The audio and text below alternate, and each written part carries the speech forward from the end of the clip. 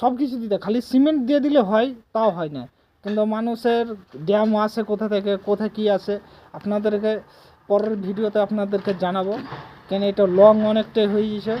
তারা আপনাদেরকে বারবার করে একটা বলবো যে আপনারা ভিডিওগুলো যদি অভিজ্ঞতা কিছু মানে পেতে চান তাহলে আপনারা সাবস্ক্রাইবটা করবেন। আর আপনাদেরকে প্রতিনিয়ত ভিডিওতে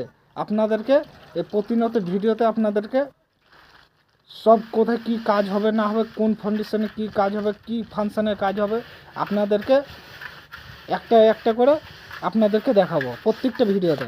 তো আপনারা লাইভ শেয়ারটা আর কমেন্টটা করতে ভুলবেন না, কেন শেয়ারটা করলে কি হবে, আপনার মতন 5জন মানুষ আরও দেখবে, তাহলে দেখে ওরা শিখতে পারবে।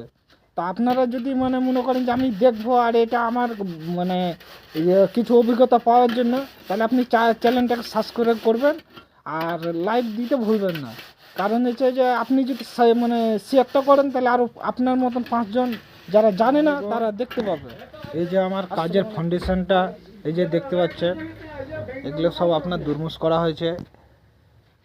এটা আমার ছাদ এখানে হয়নি, ছাদ লেভেল করা আছে। তো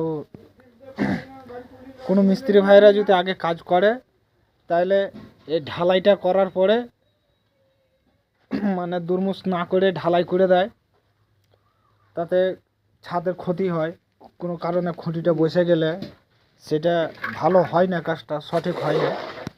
তাতে বলবো যে এভাবে করে আপনার ডাস্ট ফেলে দিয়ে আগে প্লাস দুর্মুষ করতে হবে। দুর্মুষটা কীভাবে করে করবে, যে এই যে পাম্প চালিয়ে যে এরকম মানে জল ঢুকাইছে,